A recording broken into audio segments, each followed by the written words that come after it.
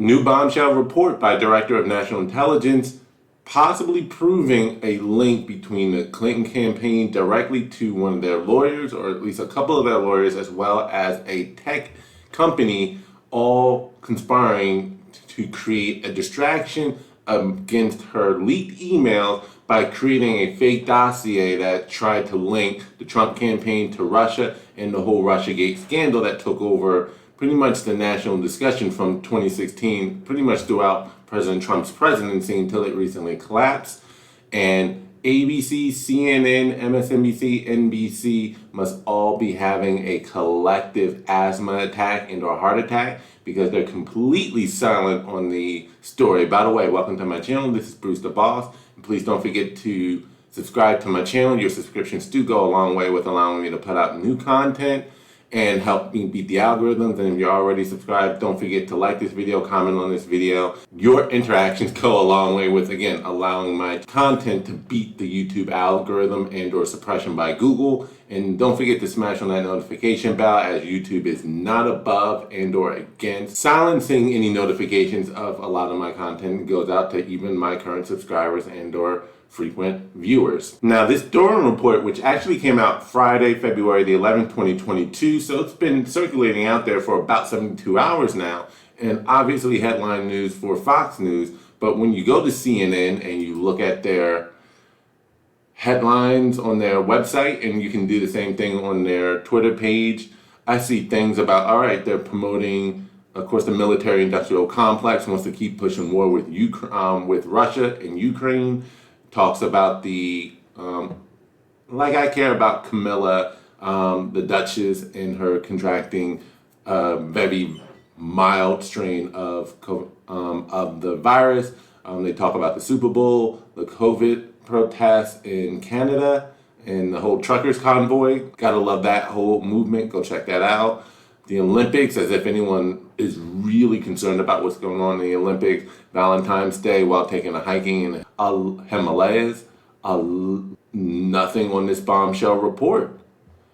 Even if I try to individually search for the article, what they do mention is a 2-month-old article. This is going back to December 23rd, 2021. Mind you, this most recent revelation just came out again February the 11th. But as of today, Monday, February the 14th, 2022, by the way, happy Valentine's Day to everyone, there's nothing new on the Durham Report. And the only thing that was mentioned by CNN or covered by CNN 2 months ago was regarding just how much it costs.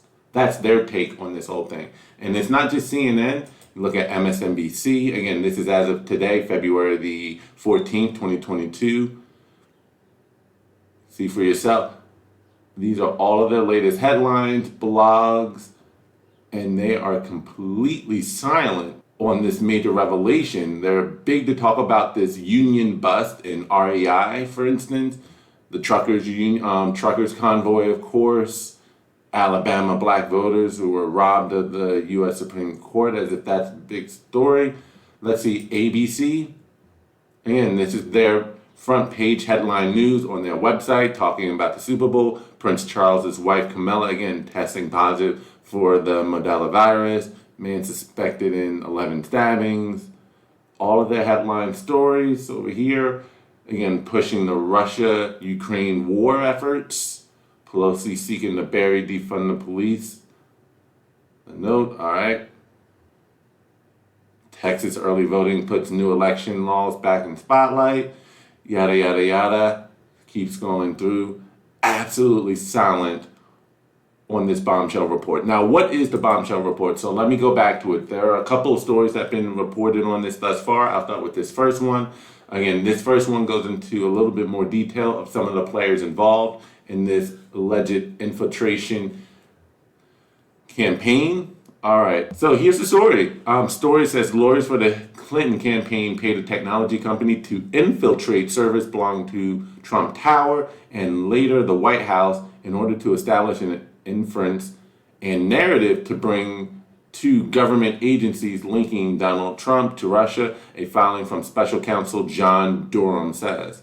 Durham filed the motion on February 11th, focused on potential conflicts of interest related to representation of former Clinton campaign lawyer Michael Sussmann, who has been charged with making a false statement to federal agent. Sussmann has pleaded not guilty thus far. The indictment against Sussmann says that he told the FBI General Counsel, James Baker, in September 2016, less than 2 months before the 2016 presidential election, that he was not doing work for any client when he requested and held a meeting in which he presented purported data and papers that allegedly demonstrated a covert communication channel between the Trump Organization and Alpha Bank, which has ties to the Kremlin. Durham's filings last Friday, February 11th, in the section titled Factual Background revealed Sussmann had assembled and conveyed the allegations to the FBI on behalf of at least 2 specific clients, including a technology executive, Tech Exec 1, at a US-based internet company, Internet Company 1, and the Clinton campaign. And the biggest piece in that report, Durham's filing said that Sussman's billing records reflect that he was repeatedly billing the Clinton campaign for his work on the Russia bank allegation. So again, the fact that he was getting continually paid by the Clinton, that's their smoking gun, and or proof that he was charging invoices to the Clinton campaign for his work in investigating the Russia probe shows the clear link between the two. More on it, the filings revealed that Sussmann and the tech executive had met and communicated with another law partner who was actively serving as general counsel to the Clinton campaign at the time. So it's one thing for Sussmann to believe to have been a former lawyer for the Clintons, but he was actually conspiring not only with a tech company, but also a current lawyer serving as counsel to the Clinton campaigns.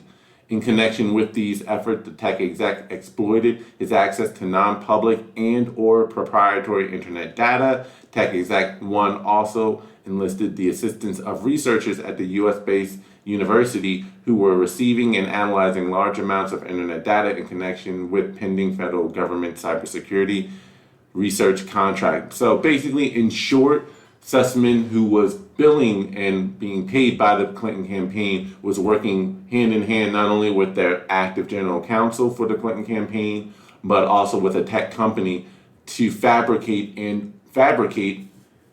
a cyber link between the Trump campaign and this Alpha Bank to try to establish a connection with the Kremlin.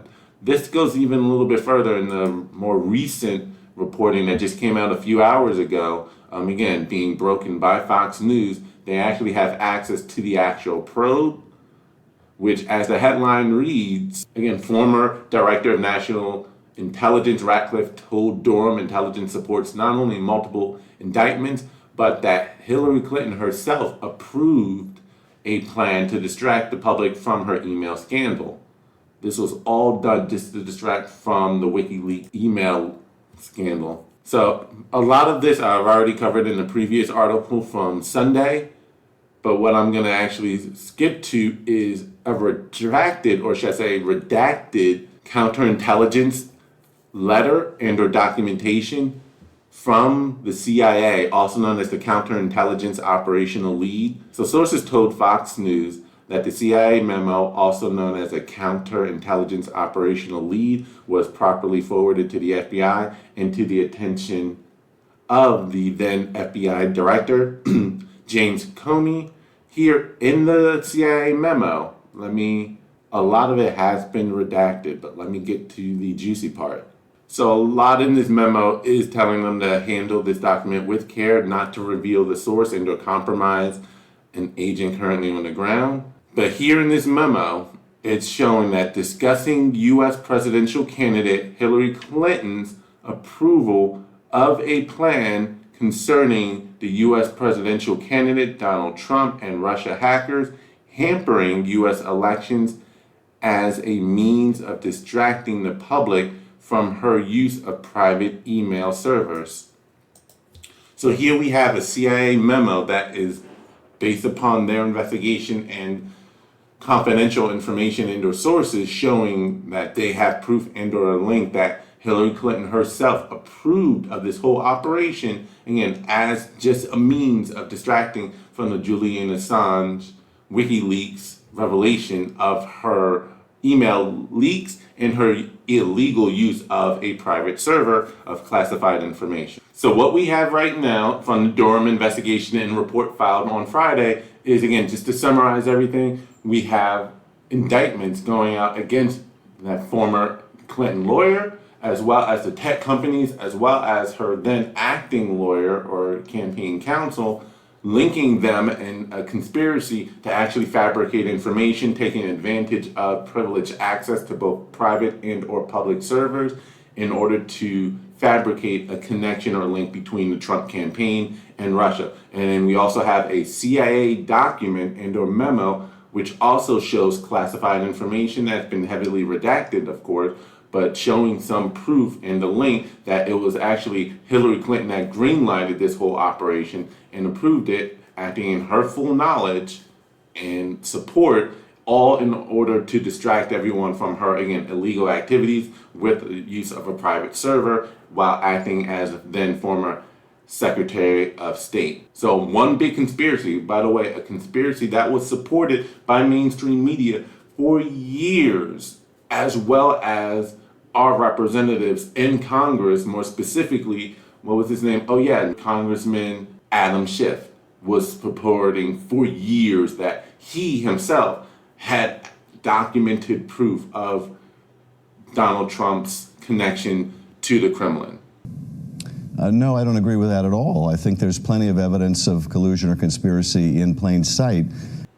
And to Russia. And these are the sources we're told to always trust and listen to, and to be the purveyors of the true information, not false and or misinformation. Again, we'll see how long the other mainstream media outlets can ignore it. How much water does this story actually hold? Does it hold up? So what does that tell me? It tells me that misinformation is allowable, permissible only by allowable sources, allowable individuals, such as the government, such as mainstream media. That's okay. That's allowed to be permissible, permitted to be transmitted all across the internet. It's no problem. God forbid. And also election interference is also allowed, so long as it's not purportedly done by outside forces of this country, but rather so long as it's done internally by other individuals. Again, by allowable sources, because again, God forbid that we as average citizens were purporting cooked up information like this. Not only will we be prosecuted, we would also be silenced on the internet and a whole host of other things. So much corruption here that, it's really hard to hide. So I definitely share this information, y'all. Force them to make a decision on prosecuting at least the actors involved here. At the very least, also pulling the Clintons in for an investigation on this as well, at the very least, even though we all know nothing's going to happen. But it just goes to show just how corrupt this whole system is. Whether you're Democrat, Republican, Independent, what have you, these politicians, at least at the highest level, it's a very corrupt game going on. You have to go in with your eyes open and aware of everything's going on. This is Bruce the Boss, and that's all I have on this story. Thank you for watching this video. Again, don't forget to like this video, comment on this video, and subscribe to the channel. I'm out. Happy Valentine's Day, everyone. Peace.